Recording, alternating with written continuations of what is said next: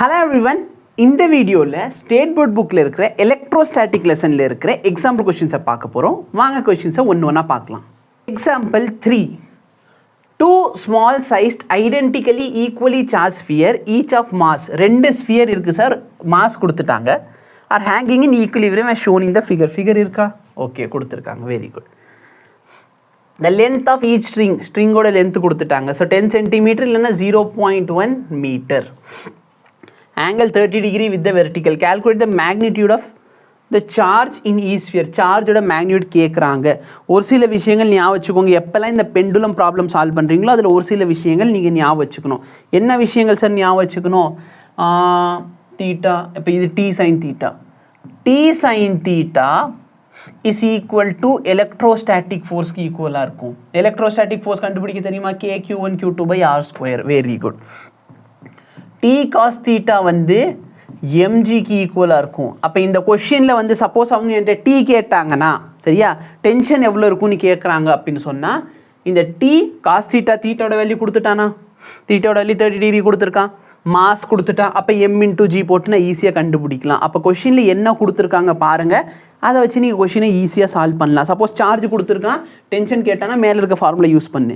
இது ரெண்டுத்தையும் தாண்டி டென்ஷனே கேட்கல அப்படின்னா மூணாவது ஃபார்முலா. என்ன ஃபார்முலா சார் அப்படின்னா, இது ரெண்டுத்தையும் டிவைட் பண்ணு. Sine theta by cos theta tan தீட்டாவாகும். டேன் தீட்டாவோட ஃபார்முலா என்ன? FE/mg. இப்போ இந்த எஃபோட வேல்யூ என்ன? எலக்ட்ரோஸ்டாட்டிக் ஃபோர்ஸ் KQ1 Q2/R², பக்கத்தில் M/G. ஓகேவா? Any difficulty? இப்போ டேன் தீட்டா, இங்கே இருக்கிற தீட்டா எவ்வளோ சார்? தீட்டாவோட வேல்யூ 30 டிகிரின்னு சொல்லி கொடுத்துட்டான். அப்போ டேன் 30 வேல்யூ என்ன? 1/√3. கேவோட வேல்யூ என்ன? 9 × 10⁹. Two small sized identically equally charge. அப்படின்னா என்ன? ஈக்குவல் சார்ஜ் உள்ள ஸ்பியர். அப்போ ரெண்டுலேயுமே ஸ்பியரில் சார்ஜ் ஈக்குவலாக இருக்குது.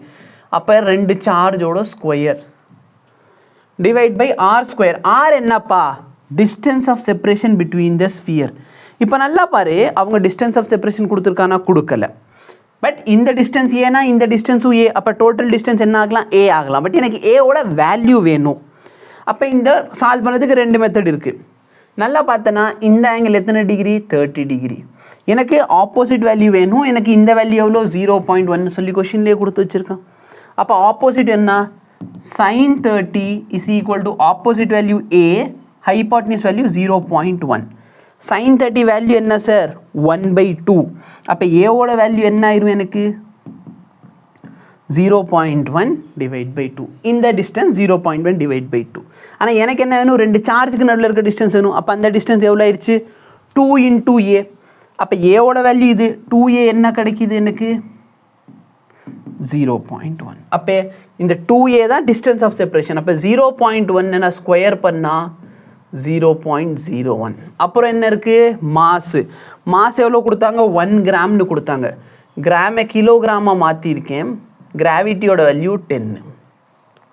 இப்போ எனக்கு Q² தான் வேணும். இப்போ நல்லா பாருங்கள், இது ரெண்டுத்தையும் நான் மல்டிப்ளை பண்ண எனக்கு 10 என்ன கிடைக்கும்? -2 கிடைக்கும். இது ஒரு 10 -2. ஸோ டோட்டல் என்ன ஆயிடுச்சு? 10 -4. அப்போ Q² வேணும்னா 10 -4 டிவைட் பை 9 × 10⁹ √3. கரெக்டா? இப்போ இது Qவோட ஸ்கொயர். எனக்கு என்ன வேல்யூ வேணும்? Q வேணும். அப்போ நல்லா பாருங்கள், எதெல்லாம் ஸ்கொயர் ரூட்டுக்கு வெளியே எடுக்க முடியுமோ அது எல்லாத்தையும் நான் ஸ்கொயர் ரூட்டுக்கு வெளியே எடுக்கிறேன். 10 -4 ரூட்டுக்கு வெளியே எடுத்தால் 10 -2. 9 ஸ்கொயர் ரூட்டுக்கு வெளியே எடுத்தால் 3. 10⁹ இருக்குண்ணா. 10⁹ எப்படி எழுதலாமா? 10⁹ 10⁸ × 10⁻1 எழுதலாமா? எழுதக்கூடாதா? அப்போ 10⁸ ரூட் எடுத்தால் என்ன ஆயிரும்? 10⁴. இப்போ ரூட்டுக்குள்ளே என்ன சார் மிச்சம் இருக்குது? மேலே 1 இருக்குது, கீழே 10 × √3. √3யோட வேல்யூ என்ன? 1.732. கரெக்டாக இல்லையா?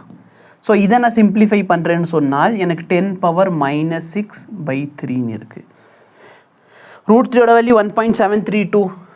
ஸோ 10ஆல் மல்டிப்ளை பண்ணிங்கன்னா 17.32. ஓகேவா? இது வரைக்கும் டவுட் இருக்காது. இதுக்கு மேலே கேல்குலேட்டர் தான் எடுத்து ஆகணும். ரூட்டுக்குள்ளர 1 டிவைடட் பை 17.32. ஓகே, ஸோ இந்த வேல்யூ கிடைக்கிது. 10⁻⁻6. இந்த மொத்தத்தோட வேல்யூ என்ன? அந்த வேல்யூ 0.240/3. இந்த 3ஆல் டிவைட் பண்ணிக்கோங்க. 10⁻⁻6 இன்ட்டு 0.08009. ஓகேவா?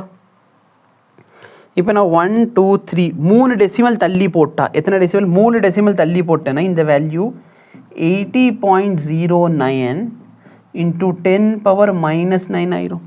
ஸோ ஆக்சுவலாக பார்த்தீங்கன்னா இந்த ரெக்கார்டு வீடியோ வந்து நான் திருப்பி ரெக்கார்டு பண்ணுறேன். ஓகேவா? மேபி உங்களுக்கு டிஃப்ரென்ஸ் தெரியும். எதை வச்சுலாம் நீங்கள் டிஃப்ரென்ஸ் கண்டுபிடிக்கலாம் அப்படின்னா, இந்த வீடியோவில் 2 நாளைக்கு முன்னாடி ஷூட் பண்ணுறப்ப ஃபோக்கஸ் ஒழுங்கா இல்லை. ஸோ ஒரு 1.5 மணி நேரம் வீடியோ ஃபுல்லாக ரெக்கார்ட் ஆயிடுச்சு. அதுக்கப்புறம் ஸ்டூடெண்ட்ஸ் போனதுக்கப்புறம் மிச்ச வீடியோ நான் ரெக்கார்ட் பண்ணுறப்ப பார்த்தீங்கன்னா நான் பார்த்தா ஃபோக்கஸே இவங்க ஒழுங்காக பண்ணலை. அப்போ அந்த இதில் ஃபுல்லாக அதுக்காகவே பார்த்தீங்கன்னா திரும்பி அதே டிஷர்ட் போட்டு வந்திருக்கேன். டிஷர்ட் வேறு நாரி தொலையுது. ஸோ அங்கே அந்த வீடியோவில் பார்த்தீங்கன்னு வச்சுக்கோங்களேன், ஒரு 14th கொஷனுக்கு மேலே பார்த்தீங்கன்னா தாடி வளர்ந்த மாதிரி இருக்கும். 14 கொஷனுக்கு முன்னாடி பார்த்தீங்கன்னா தாடி இருக்காது. ஏன் இருக்காது? ஏன்னா இது முன்னாடி எடுத்தது. ஸோ அன்றைக்கி நான் கண்டுபிடிச்ச விஷயம் என்ன அப்படின்னு பார்த்தீங்கன்னா, ஒரு சில புக்கில் இந்த வேல்யூ தப்பாக கொடுத்துருக்காங்க. ஸோ எனக்கு வந்த ஆன்சர் என்னென்னா 80.09 நானோ கூலும். ஆனால் ஒரு சில ஸ்டூடெண்ட்ஸ், அதாவது 2019 எடிஷன் யூஸ் பண்ணுறவங்களுக்கு பார்த்தீங்கன்னா 8 நானோ கூலும்னு இருந்திருக்கும். ஓகேவா? ஸோ அந்த இடத்துல மிஸ்டேக் இருக்குது.